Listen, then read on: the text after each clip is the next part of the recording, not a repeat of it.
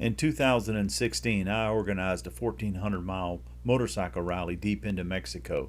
I called it the Rundown. In 2020, I decided to repeat that ride with two buddies, all three of us riding our ginormous adventure bikes. This is our story.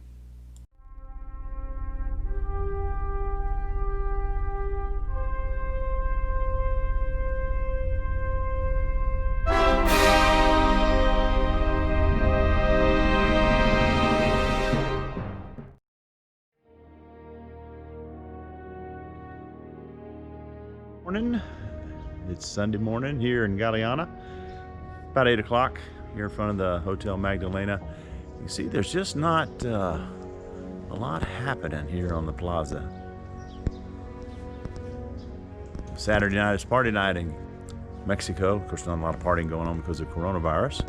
They got a rapid testing here, but they've got the plaza roped off with this orange fencing, plastic fencing, and so just not much happening in Galeana on Sunday morning.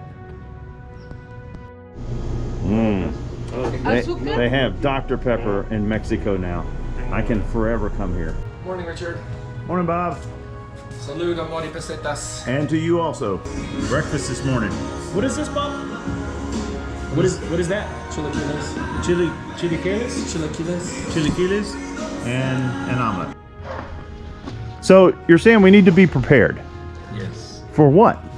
For all manner of, things that could occur. I mean, we're out of country, so it's not like we can call down to somebody to just come save us. Come save me. So we got to be kind of ready. All right. Okay. Hi, Bob. Hi, Rich. About ready to go? Sitting up. Feeling good? All right, it's 10 a.m. and we are headed out of town. Nothing like starting early. Our ride begins with 2 hours of pavement south down to Dr. Arroyo. The weather is brisk but sunny and the road is just excellent. After having run south on 61, now we made the turn off to the east.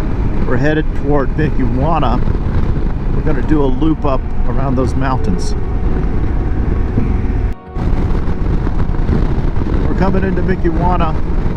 That's it there in front of us. Sitting at the edge of the valley. Gorgeous valley. Oh, wow.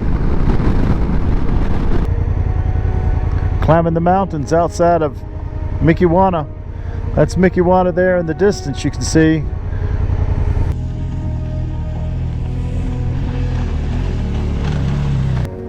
It's such an excellent road climbing up out of Michoacán. As you can see, it's 1 lane wide, but the views are just exceptional. Speaking of 1 lane wide, when you meet a vehicle coming the opposite direction, just find a wide spot, pull over, and hope he has room to pass. All right, we're up at 9,160 feet according to my GPS, and we're up in the trees, climbing through the pine forest. Very cool. What a beautiful road this is. The road outside of Michoacán, we hit up 10,000 feet in elevation. Now I'm about 9,000. The road's going down. Eventually we're going to go back west and down until we get back to the desert. Nice switchbacks down there, huh? Isn't that awesome? What an outstanding road.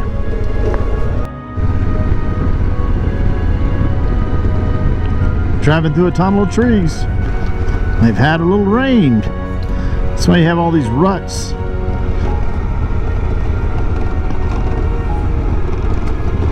But the Africa Twin is doing great, having no issues at all.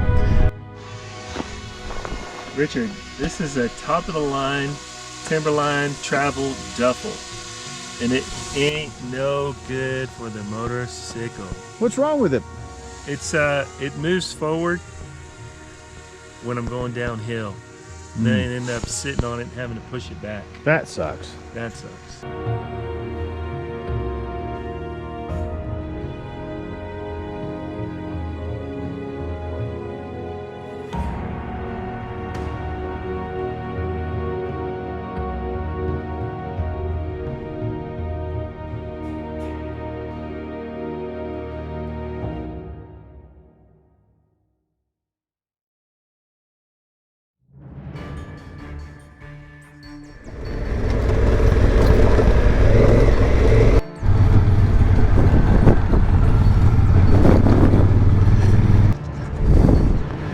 It's not supposed to do that. You're right.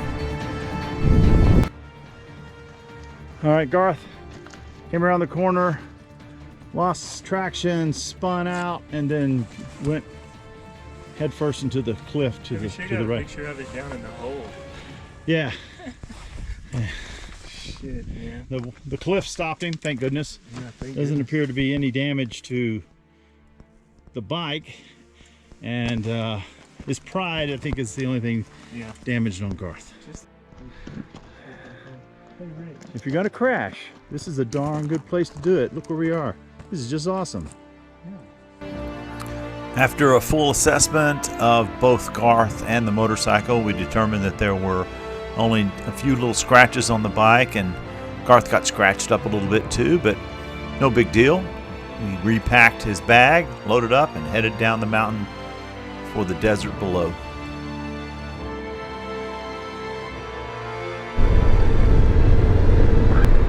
Man, I cannot believe how gorgeous those mountains are. Once back on pavement, it was getting late. The shadows were long, and we were racing the last rays of sunshine to make it to Tula before darkness hit. It's 8:45 on Sunday night. This is the Plaza in Tula. It's not a lot happening during a time of COVID.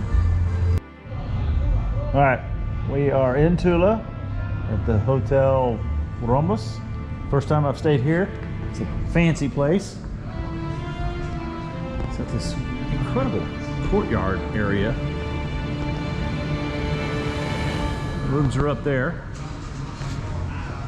It's a bar. If they had a bar, that's where it would be. Our rooms are up there.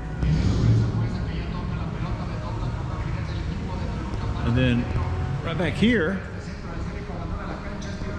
they have secure parking, which as a motorcyclist is always very cool. We go up the steps, and there's our secure parking. Laundry. Presumably they're gonna close that gate tonight, keep our bikes secure. Yeah. So we've seen this building before. We've driven by in here. The plaza is just right up to my right, 1 block, and it says Banco del Bienestar, so we thought it was a bank, but had an open door right there. Goes into the hotel. If you go up there where the truck is and make a left at that corner, there's another entrance. Not much of a sign, but you see this very distinct 3D pattern on a building, you're at the hotel. Our restaurant for the evening. Total for the day was about 200 miles of riding.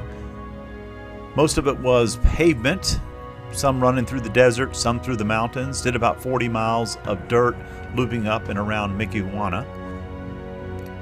I consider all of today's riding to be big bike friendly.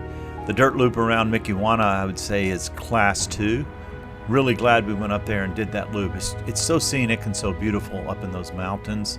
Of course, the shelf roads are particularly fun to ride because they're just so darn scenic. I highly recommend doing this if you're ever in the area. This part of the map that you're seeing being drawn now is the loop up and around Mikiwana. That's the big plain area at altitude where we flew the drone. This is where Garth crashed, in this area here. And then back out to the desert floor and loop back to pavement. Run back through Mikiwana again and then make your way south down to the city of Tula.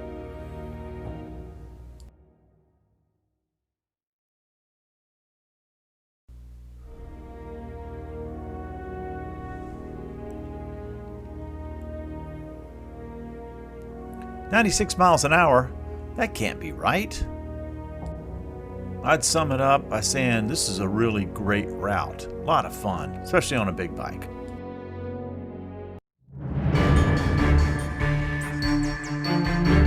Where's Happy Bobby? Happy Bobby, come out and play. Happy Bobby, happy Bobby. Happy Bobby, happy Bobby. That looks good. On photo?